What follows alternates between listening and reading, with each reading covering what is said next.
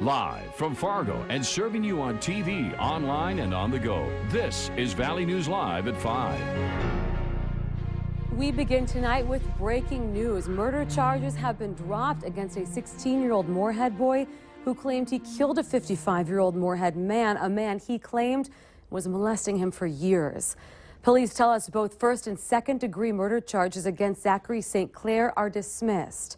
He originally confessed to the beating and killing of Brad Carrington at a mobile home in North Moorhead. But St. Clair later said he lied to investigators to protect his brother Anthony Rodriguez.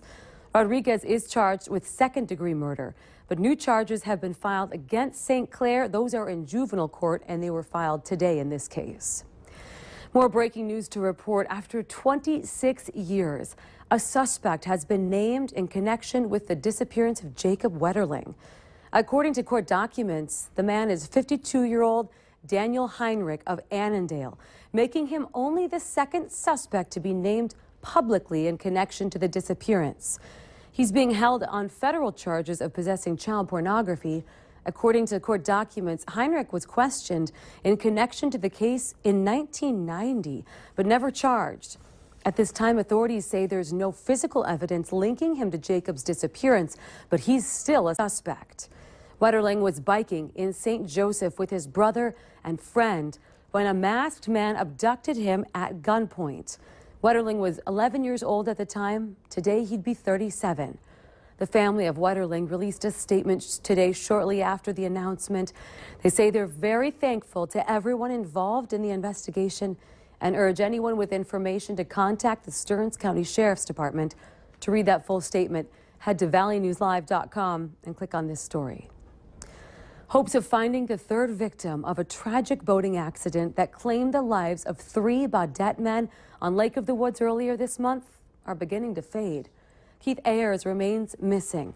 The bodies of Justin Hogvet and Cody Ostendorf were recovered 2 weeks ago.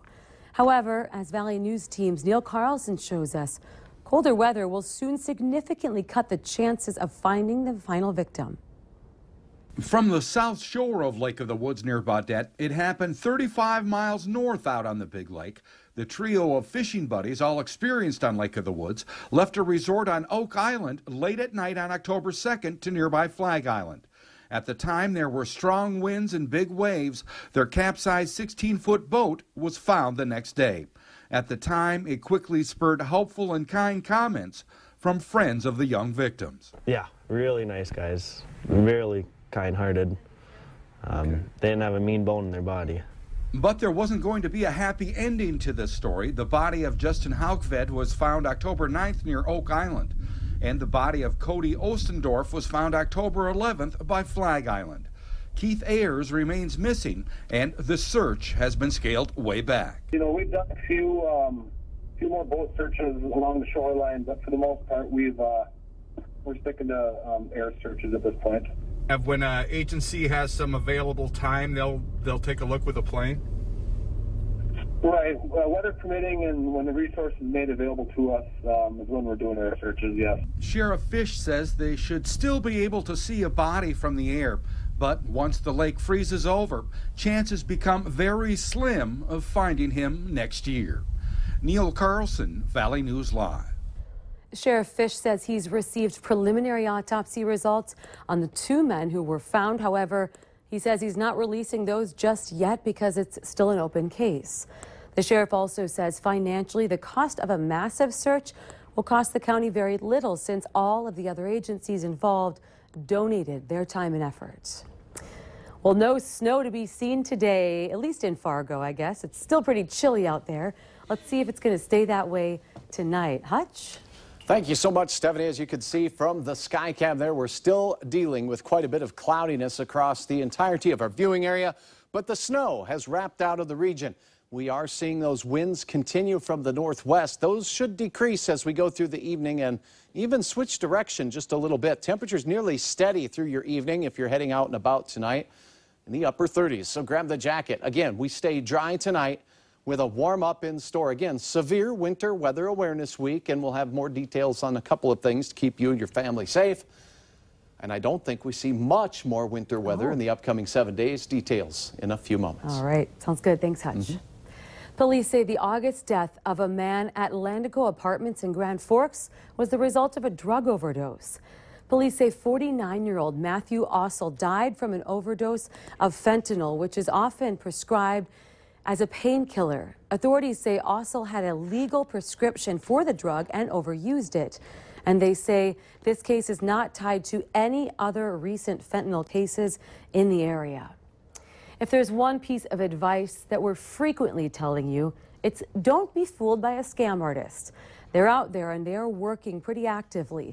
When it comes to avoiding trouble, the experts say if it seems shady at all, trust your instincts. Bottom line, we all kind of have a radar. We can kind of sense when something's amiss or a little bit off. And I think a lot of people get in trouble when they ignore that, when they just kind of put that aside and just want to get something done with, oh, I just want this over with. And they ignore that feeling, and that leads to people getting ripped off. Tonight on Valley News Live 10 at 10, Mike Morkin shares a personal story of how scam artists on Craigslist tried pulling a fast one on something that he was selling. He's going to tell you how he was able to detect it and what you can do to avoid falling victim yourself. If you've ever wondered why the cost of a new home is so high in the Fargo-Moorhead area, a top official with a national home builders group believes that he has an answer. Jerry Howard says government regulation plays a big role.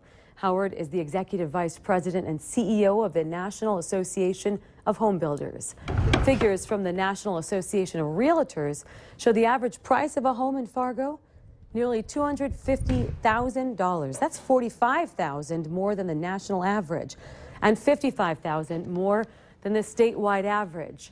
Howard says the demand for quality housing is a factor driving costs, but says the waters of the U.S. rule, which are being challenged by North Dakota and other states in federal court, is an example of problems builders and developers have to deal with in new home construction.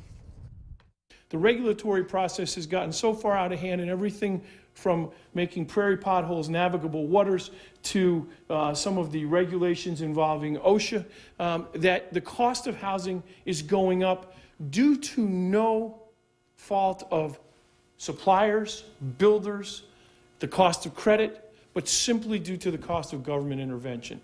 Howard says overall the nation's housing market is on the upswing, and he says making home loans a bit more difficult to get is a positive.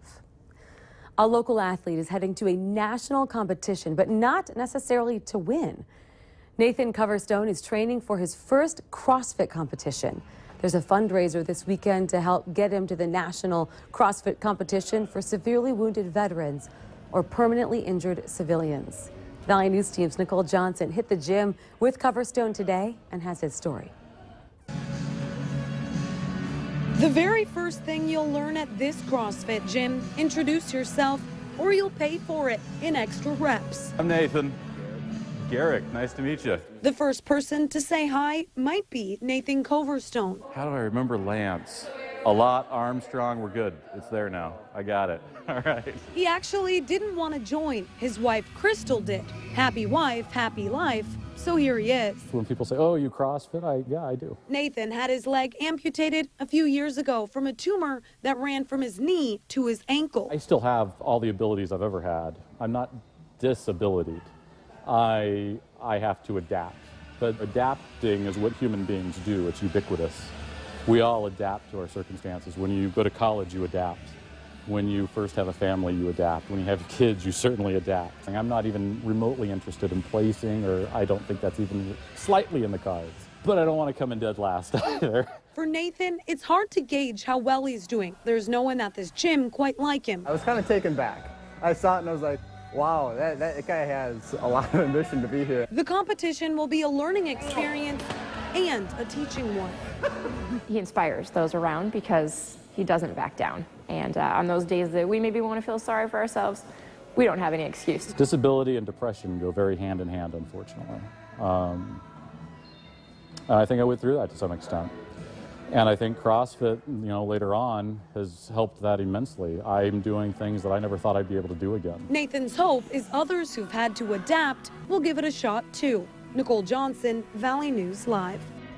Amazing. Now, this Saturday's fundraiser is at Drecker Brewing in downtown Fargo. It's called Barbells and Brews Brawl. Now, if you can't make it there, but you'd still like to donate, you sure can. Go to our website, valleynewslive.com, and click on the hot button for a link. Well, it's a defective life-saving device that could fail those who depend on it. More on what is being done to help coming up. Severe Winter Weather Awareness Week. We had a little taste of winter weather. Your home needs to be kept safe as well. Don't forget to check those carbon monoxide detectors, smoke detectors, and inspect that furnace to make sure it's ready for winter weather. Your forecast is next.